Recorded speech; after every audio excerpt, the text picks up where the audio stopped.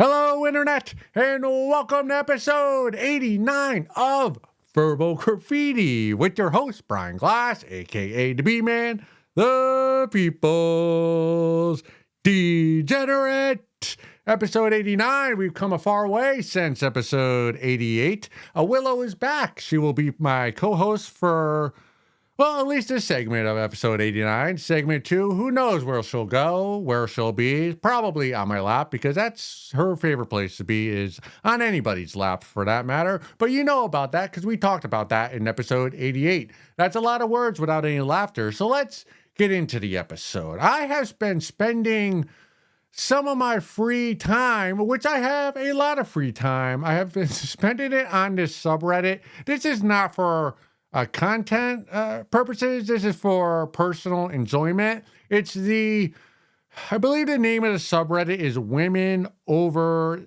40 or Women Over the Age of 40. And now that I am a 40-year-old, I want to know, what do the babes that are also of the age of 40 and older, what are they thinking? What are they talking about? What are they game planning for? So I've been going to this site the last few weeks, and it has, reading through the posts and the responses and the back and forth, it's reconfirming a thought I've had. Now, I may have talked about this before, but again, I don't have a co-host that is human, and my memory is completely shot. So I'm just going to talk about it again. So if you've heard this rant before, go watch something else on YouTube for the next 7 minutes. But it is this. See, so many of these posts on women over 40 are complaining about men and how men, these bros, they're not living up to the standard they should be at to be with the women that are posting on this subreddit of 40-year-old women.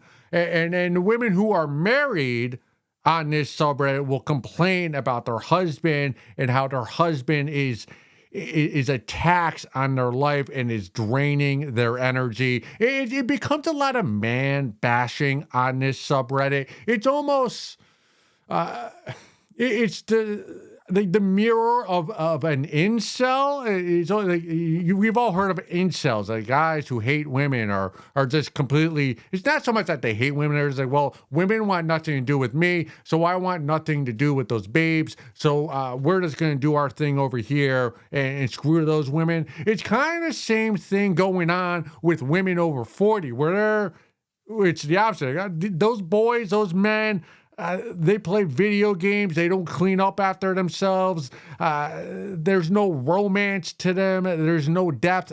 We want nothing to do with those men. So whatever that term is, the comparable term to incel, that's what these babes are on this subreddit. And I do realize that women over the age of 40 that are happy with their lives and the people in their lives and their careers and their health are probably not spending much time on this subreddit.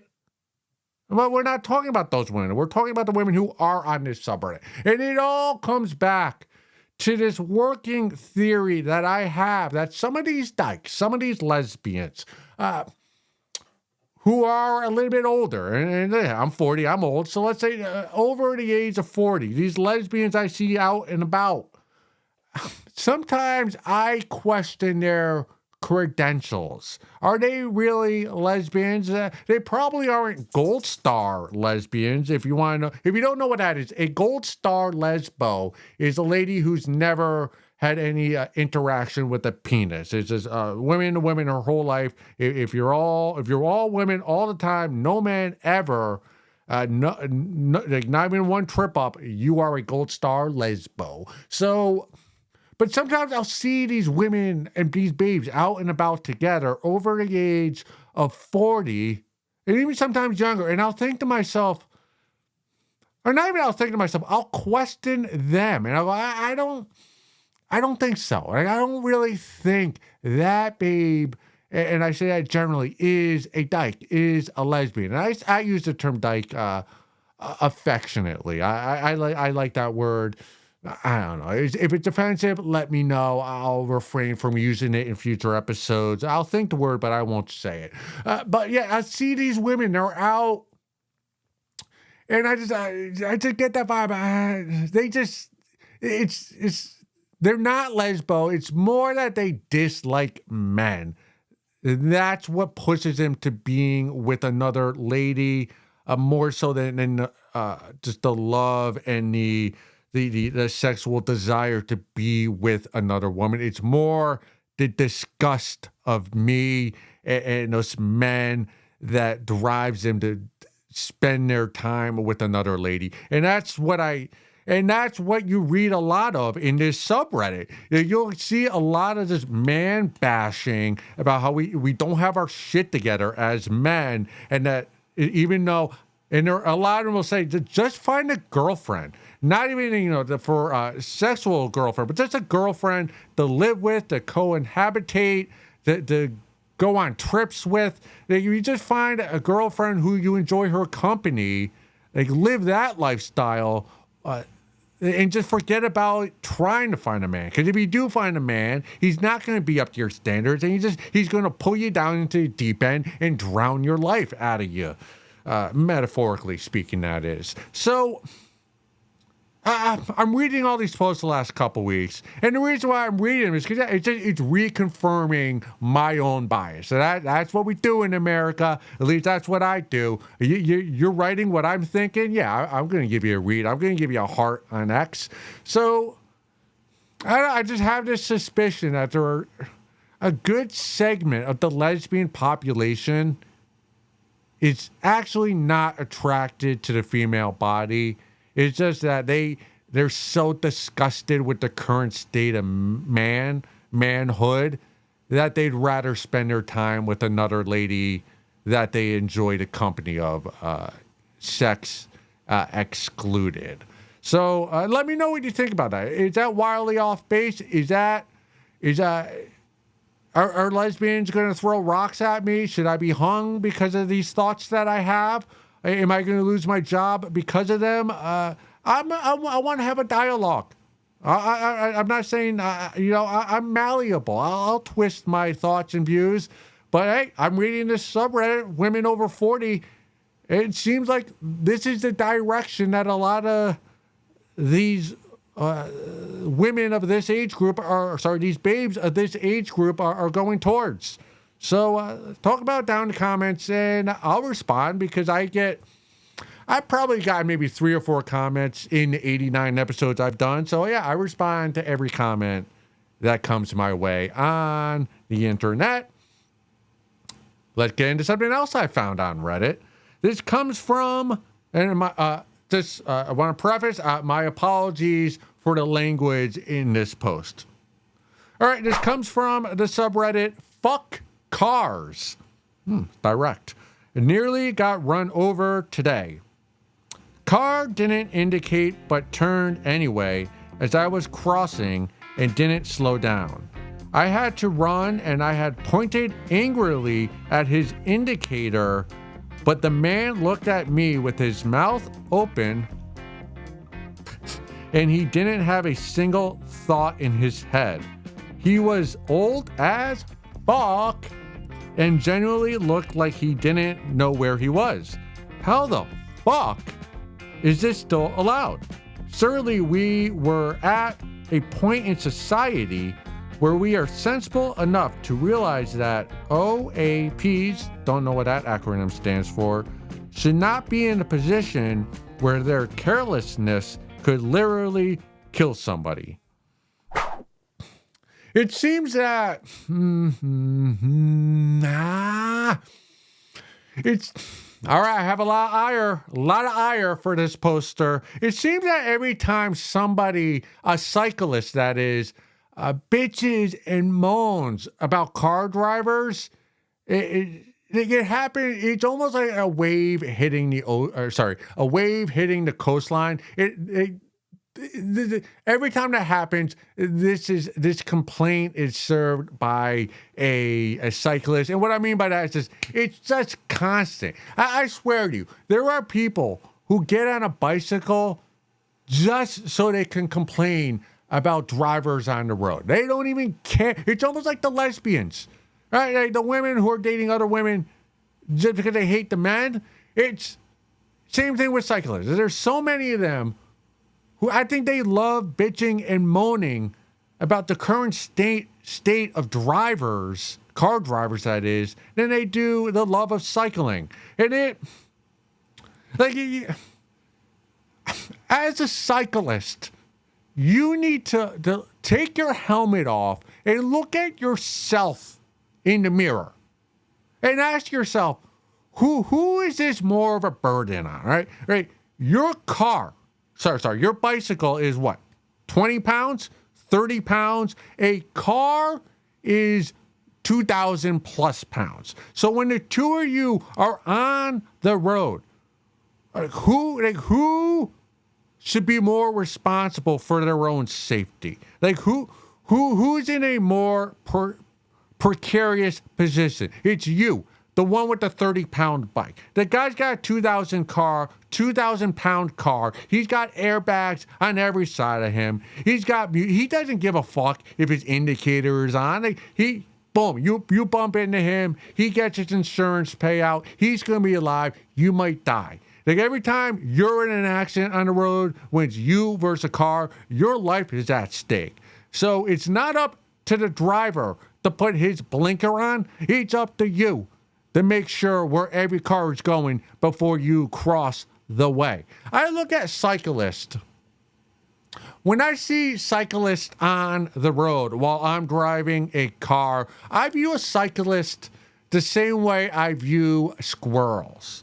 In that I'm not going out of my way to hit you. If you pop out in front of me, I will try to swerve to get out of the way of you. But if I'm not able to get out of your way quick enough and I hit you, same with a squirrel. You know, if I hit you, boom, boom, boom, boom, boom, boom, I hear you under my car. All right, I'm going to feel sad for a few seconds, but I'm not going to pull over and help you. I'm going to keep driving and go about my day. If you die, you die. That's on you. That is not on me. That burden is 100% you, because roads were made for vehicles. They were not made for bicycles and motorcycles and any kind of cycle. It's for four-wheel cars. That's what roads were made for. So if you wanna, I'm disgusted with our politicians. The city I live in, they have bike lanes, right? But they're almost in the middle of the road. You have the breakdown lane, then you will have the bike lane that's a few feet wide. Then you will have road parking, and then you will have the actual road where we can drive. So the bike lane takes up. You take that and the breakdown lane, it takes up almost like half of the road. And then there's you got to park in the middle of the street and not along the curb because of that stupid bike lane. And you know what I see when I'm driving alongside that bike lane? I see openness because there's barely anybody riding their bike. It's a waste of a lane. Our politicians were badgered from these loud bitching and moaning cyclists with their child tantrums that they throw, these hissy fit, and the politicians just give in to them to shut them up. I want our politicians. I want our roads back, politicians. Give us back our entire road. All right, if you want a bike lane, for your little bicycle with the bell, ding, ding, ring, ring. Take your spandex and go over to Europe. All right, they have the landscape. They have the metropolitan areas for bicycles. Here in America, we're wide open. So take that mentality to Europe. And that's why they lost all those wars, because of that mentality. In America, we use machines. And actually going into the future, it's probably going to be drones that wars are fought with. That's going on right now in Russia and Ukraine. But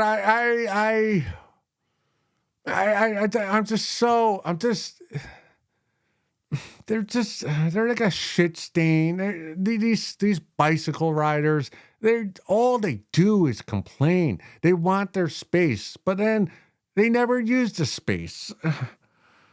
I cannot. These bike riders are. I'm not alone, right? I am not alone. These gals and these bros who are riding bikes. If you love riding bikes on the road, you do it Saturday and Sunday morning. You do it early in the morning on the weekend. You're not doing it on weekdays when there's a lot of traffic in the middle of the day where there are old bags who are turning left and right without the blinkers on. And that brings up another point. I've noticed the past few months when driving, and maybe it's just me, but it seems nobody is paying attention to traffic laws. People, it's lawless out there on these streets. You know when a light turns yellow and you're kind of in between zone, so you go.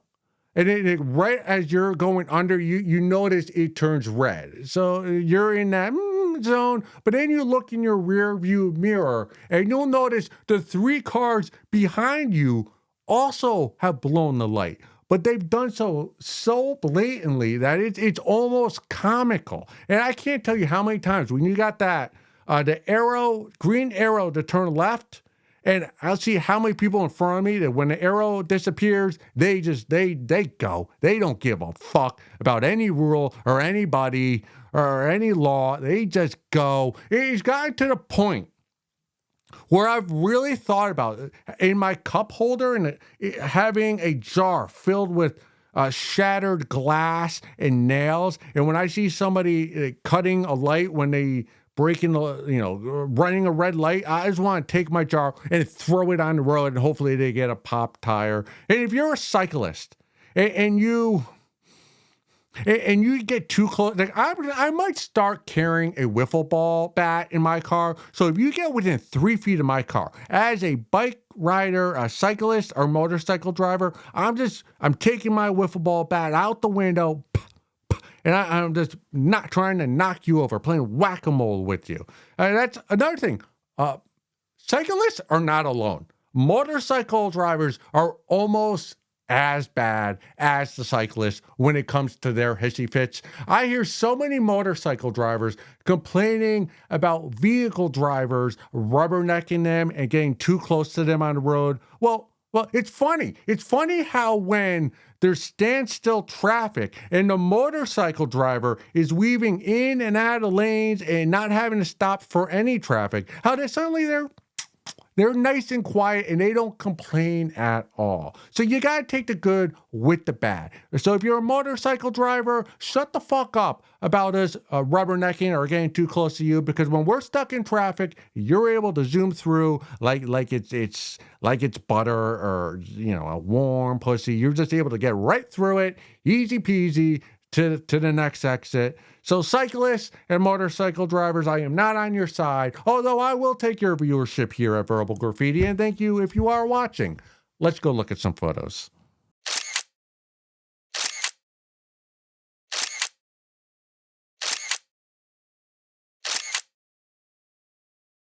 The B-Man had an altercation last night, not physical. This one was more brain to brain, and I got outwitted by this guy. He was a homeless guy in the New Haven district. Let me set the scene. So I'm walking near Yale University. Now, Yale now is out of session. It's winter break, Christmas break. So none of the students are there. And I wasn't, if you know anything about New Haven, sometimes you have to walk through like the streets of Yale to get to downtown area that were the non-Yale area. So that's what I was doing. I was taking some photos and this guy stops me. And since Yale's not in session, there was nobody on this sidewalk. It was very dark. And he stopped and said, wait, I'm not homeless. I'm not gonna try to take anything from you. Right away, he was lying. And I'm like, all right, whatever. I was taking photos. I'm not in a rush. So I'm like, let me hear you out. What's your spiel? And he starts talking right away. He's got a little lanyard on with a photo of himself, and I don't really look at it, but he's like, hey, I have a college ID. I'm going to the Gateway Community College, which is nearby where we were. All right, well, good for you. And I think this guy was older. I'm guessing post 60 years old ish. It's hard to tell with homeless people sometimes. And I do not use the word unhoused. I like the word homeless. So he's homeless. And then he told me he had a bag and he told me he was on a date, but the lady, dropped him off and he had to get back to New York and he was just begging me to kind of have some money. Like, I'm trying to get my life together. I'm going to college. I'm not a bum like all the other ones.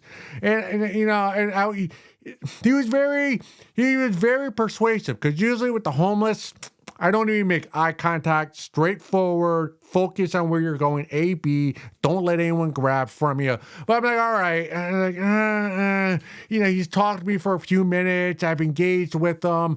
I should probably give him something. I pull out my wallet.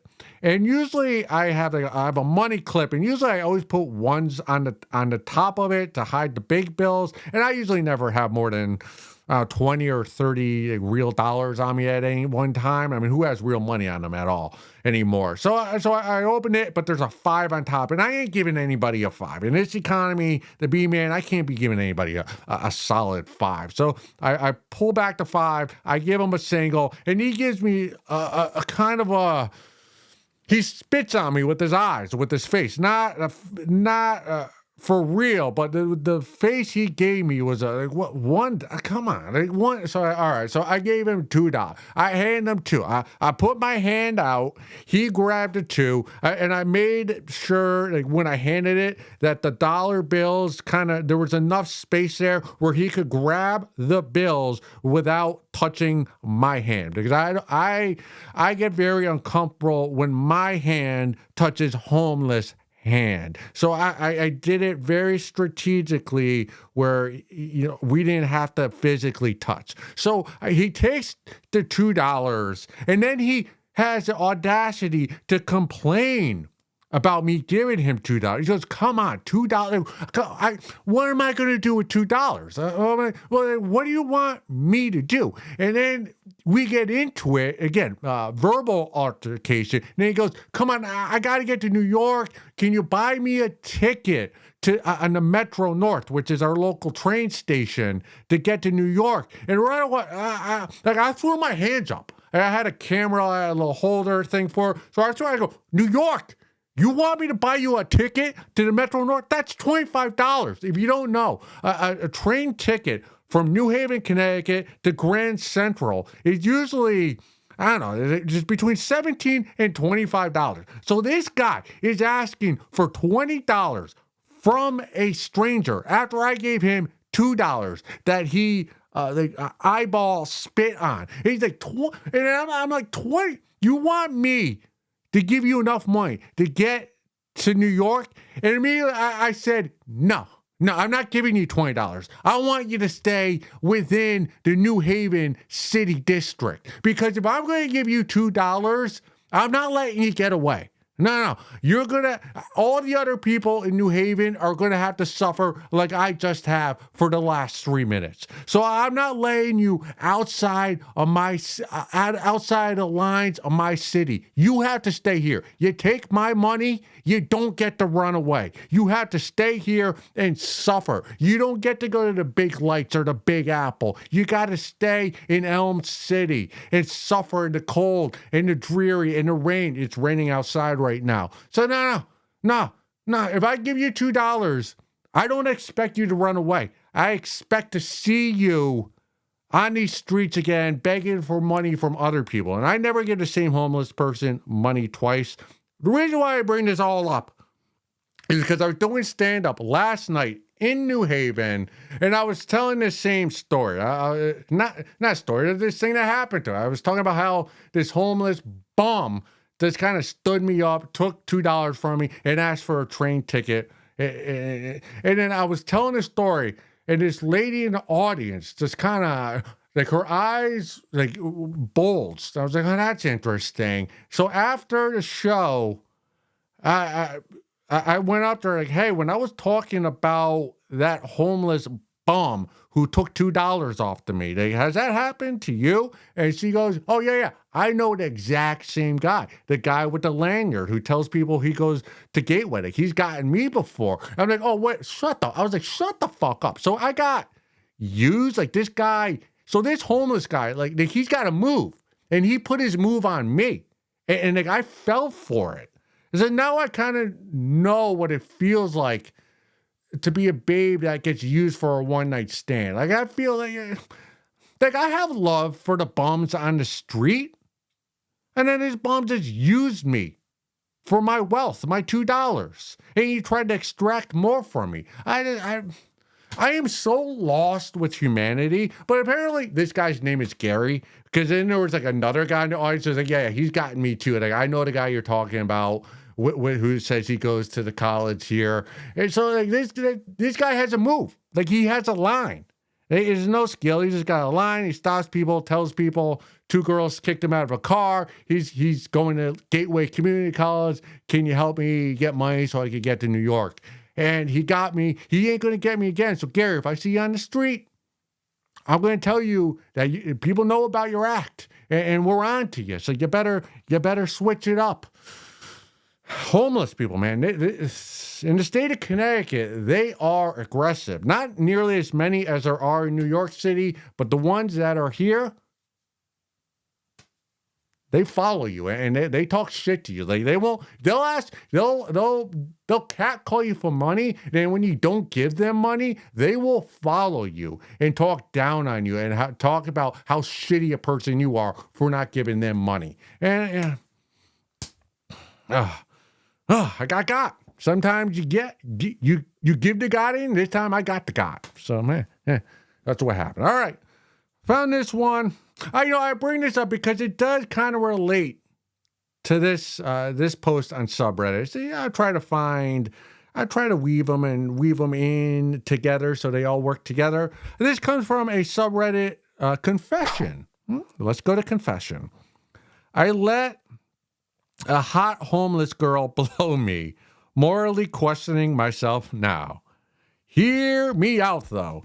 I'm chilling in LA, Los Angeles. I'm at a Denny's next to the Union Station bus stop. Shorty randomly slides into my stall, and she's actually cute. Her fingernails are clean, teeth are nicer than mine. She's clearly struggling with addiction, but she's cute and well kept to be a homeless person. She's like, buy me a milkshake. I'm like, who are you? We start chopping it up. I low-key find her vibe and she's cute. I buy her the milkshake. And just the looks at me after we talk for like 20 minutes, waiting on this slow-ass Denny's, we kind of talk and flirt a bit, and we start finally drinking these milkshakes. And I kept staring at me like she wanted to fuck me. And I was like, so why did you ask me for a milkshake and not anybody else? And she goes, I don't know, because I liked your smile. Okay, so I was right. She was feeling me. Then out of nowhere, she's like, you're cute. Can I suck your dick? And I was like, where are we? In a Denny's? And she took me to a random street and topped me off in public on the sidewalk while cars were going by. It was low-key lit. Then I got on the bus, LMFAO, laughed my fucking ass off. I'm sorry, I just had to get that out, and I couldn't tell anyone. I know, obviously, I can't tell them about it. I didn't expect to get a blowjob for a milkshake, but I kind of feel like that's what happened, even though I was just being nice and it was never mentioned off the rip. But maybe I'm looking into it too deeply. Yeah, congratulations, sir. You have successfully had a better date at Denny's than I've had the last 3 or so years. So congratulations to you. Don't worry about your moral compass. You got topped off by a homeless lady. Listen. There are babes out there who have given guys sloppy top for far less than a milkshake. So I am not going to besmirch this lady's character for giving you a BJ in between two cars in the middle of LA. You read this scene, and I'm not sure if this is a shit post or not. Probably is, but let's play along and pretend it's real. This kind of is the opening scene of a bop 1950s rom-com minus the blowjob between cars in LA. Like, you're at a Denny's, a diner, you have a strawberry milkshake, you're both sucking it from two straws. It's very romantic with the leather jacket and, grease lightning, or maybe that's the 1950s. It was made in the 70s, but portrayed in the 50s, I believe. But you get the point. So, yeah, what else is there really to say to you than just congratulations? You got topped off from a homeless babe. She had clean nails. I can't say that. I've been with babes who have dirty nails. So, hey, you're doing better than I am. Can you give me some tips? This does remind me of the gay community. Let me explain. So you were in a stall at Denny. So I'm assuming a bathroom stall. I'm not sure why you were in the female stall, or maybe it was like a gender fluid boys and girls bathroom. Anyways, that's kind of, maybe I don't know my gay history, but isn't that how the gays used to have to fuck? Before they got all their legal rights. I'm happy that the gays and the lesbos, everyone else sexualities are allowed to marry and love and be above board and get benefits. That is fantastic. But with that comes, you do lose. To give, you got to get. Or to get, you got to extract, whatever it is. Like, you get all these rights. Good for you. Equal rights for everybody. Yeah. But with that, you'll lose some of the grittiness that came with the gay community. Before the gays were allowed to be out of the closet and were welcomed by, most Americans, the overwhelming majority of them, I believe, you had to live in the shadows. There was this, I'm not sure if this is true or not, but if you were in a bathroom stall at an airport or any public place and you saw a guy, underneath the stall, you could see his feet, and you would do the thing where you would tap your feet, and then if the guy in the next stall, if he tapped tapped his feet on the ground and you both saw each other, that means it was on, and you would like fuck in the bathroom stall, like two strangers just right there. And then you would have to go to the park after dusk, and there were certain parks like in cities where gay people would come and to get it on with each other. And then there would be like bars and clubs, but there'd be no signage outside because you kind of had to hide what was going on. So they didn't want anybody to know or get the cops to know that, hey, this is a gay bar community center. And there were all these, and there were glory holes. Fuck, how awesome were glory holes? Like, if you were a gay guy in the 60s, 70s, and 80s, like, you knew the one spot in your town where you could go and stick your wiener in and you get topped off. Like, how fun was that? You know what it was? What it is, and there were certain signs. Like, when I was a kid, if you had an earring in your right earlobe, that meant you liked to suck dick. Like, that was and there were all these like signals that were that gay people knew. Like, oh, you got that? Like, let's get it on. Let's go. Let's have at it. Like, that was fun, but it was seedy. It was dark. It was underground. Like, what? See, getting all these legal rights, what it took away from the gays was the ability, it took away the gays, they were no longer allowed to be miscreants. They were above board. They have to pay their taxes like the rest of us. But before that, everything was given. Not given, but once they earned their right to be legal and above board, like all those, like, now it's just pride parades and gay bars and everything's out in open. Is there anything there's blah than a gay pride parade where, like, you walk down the street, Main Street, and everybody's cheering you from, like, the straight people and loving people on the side or cheer, yeah, get it on. Like, yeah, that's so, like, what would you rather be if you were a gay guy? Would you rather have that, or would you rather just have some glory hole where you have to know somebody who knows somebody to know where it's at, so you know how to get there? That spike of emotion where you know, when you go to that place and you don't know, but you kind of know, and then it does actually happen. The high that you get from getting off with another gentleman, like, you're not going to get that now that everything's legal and we're all kumbaya with each other. So, they lost a little bit. Same thing with, like, New York City. Like, once Giuliani came in and you took away all the crime, and Times Square just became a fucking Disney advertisement. We lost that grittiness, that seedy, where you just kind of even just you feel the dirtiness in the air, and I kind of like that. Like, can you tell? Can you tell? I like that energy. It's kind of why I like comedy. When I go into a dark room, there's something about, like, it's for adults, yeah. So it's also. Yeah, it's similar to Bring It More Broad. It's more, you being in that bathroom and you're getting.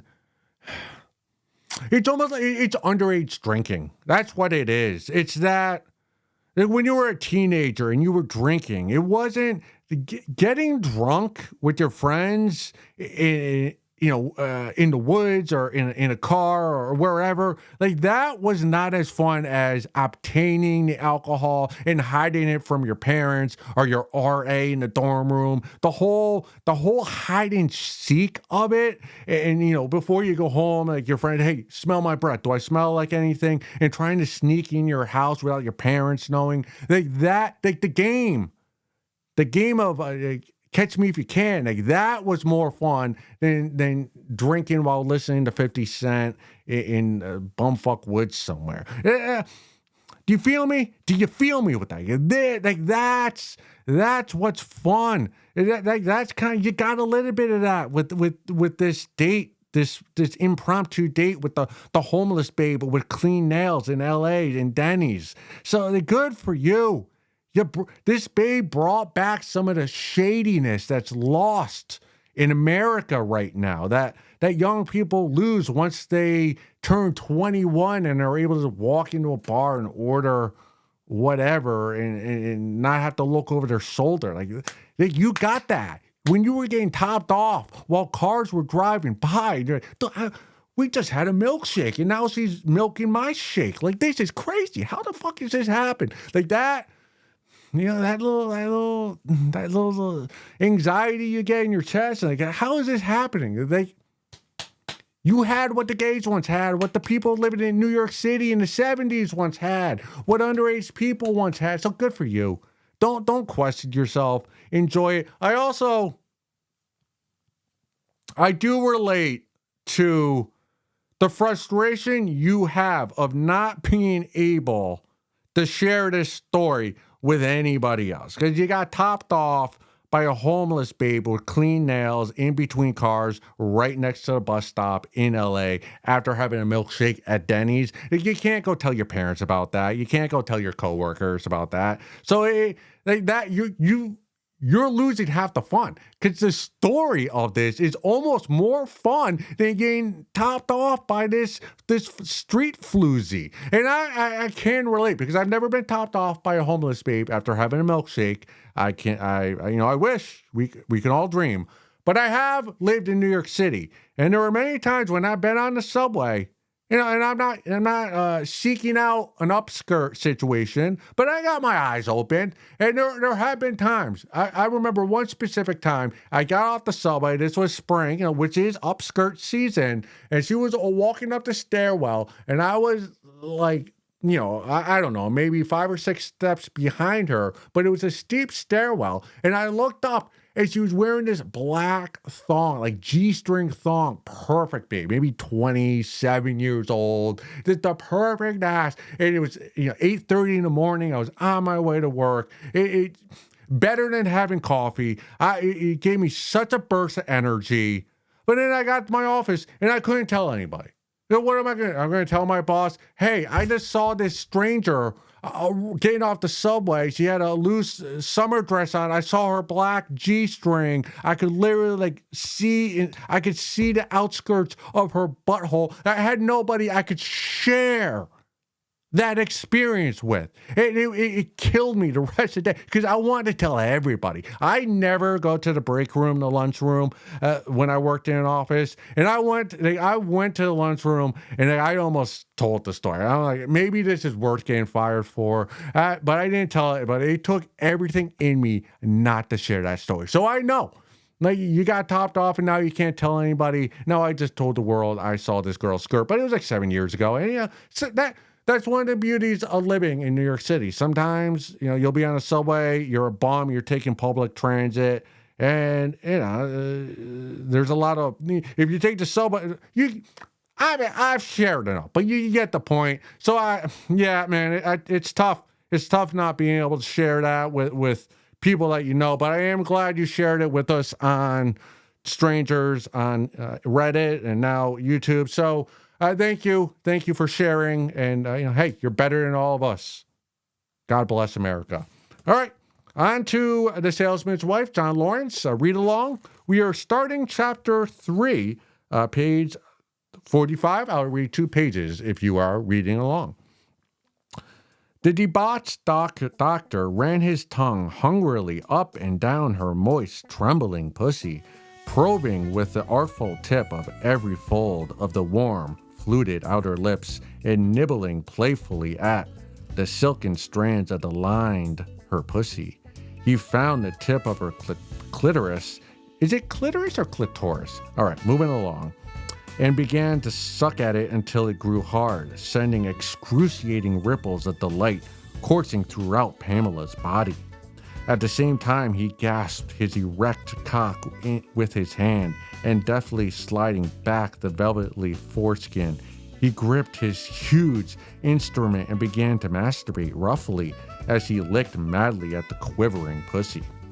Pamela, overcome with delight, opened her legs wide to allow him easy entry and pushed her hips upwardly to eagerly press into his hungry mouth. Gone were all the thoughts of guilt and shame. In her wildly exultant state, she was consumed with overwhelming pleasure and gave herself completely to it. She writhed lewdly beneath Carlsberg's madly licking tongue, her open cunt grinding hard up against the greedy lips, crushing his mouth cruelly into the slippery wetness. She had never experienced anything like it in her life, and she wanted more. Her legs kicked and thrashed with abandon. "Yes!" she cried. "Yes!" The doctor, throbbing with his own passion, sucked feverishly while he gripped his cock tightly and jerked it up and down. He plunged his tongue deeply into her throbbing pussy hole, rotating far up inside her warmly seeping vagina. "Oh, God!" she cried as Carlsberg's tongue drove deeply into her softly clutching pussy. "Oh, God!" As the wildly abandoned young housewife writhed beneath his lewdly slavering mouth, his hand pumped furiously at his blood-engorged cock, while his sperm-swollen balls tightened in lewd anticipation. His loins were bursting with tremors of aching passion, roused with fever pitch, and he moaned a guttural animal sounds.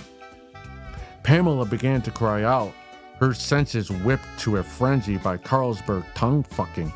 She could hear the obscene, wet, slicing sounds made by his tongue on her pussy, and it thrilled her even more. Pinwheels of bright color exploded behind her closed eyelids. Billows were rising in her, like sparkling bubbles of light racing through her blood. Suddenly, she realized that she had once again reached the peak of ecstasy that she had barely begun to know the night before, and she surrendered completely. her body thrashing luridly, her head swinging from side to side, her mouth wide as she screamed in delight.